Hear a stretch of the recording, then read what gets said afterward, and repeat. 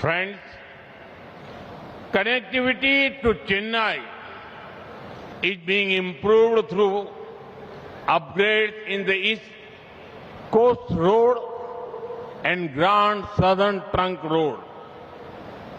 Travel time between Puducherry and Chennai will reduce to about 1.5 to 2 hours.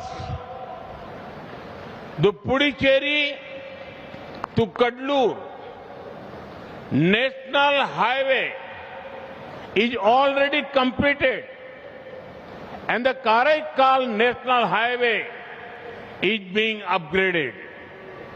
We are investing more than 30,000 crore rupees in road projects in the East Coast Corridor up to Kanyakumari.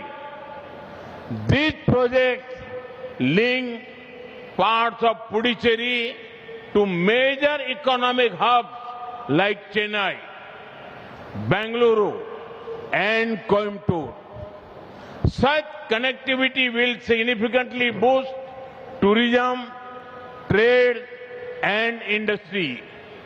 நண்பர்களே, கிழக்கு கடற்கரை சாலை அப்புறம் GST road இதை மேம்படுத்தப்பட்ட பணிகள் எல்லாம் சென்னைக்கான சாலை இணைப்பை மிக எளிதாக்குகிறது, விரைவாக்குகிறது. இனிமே புதுச்சேரிக்கும் சென்னைக்கும் இடையிலான பயண நேரம் 1.5 மணி நேரம் இல்ல 2 மணி நேரத்தில் நீங்க போக முடியும். புதுச்சேரியிலிருந்து கடலூருக்கு தேசிய நெடுஞ்சாலை ஏற்கனவே முடிச்சாச்சு.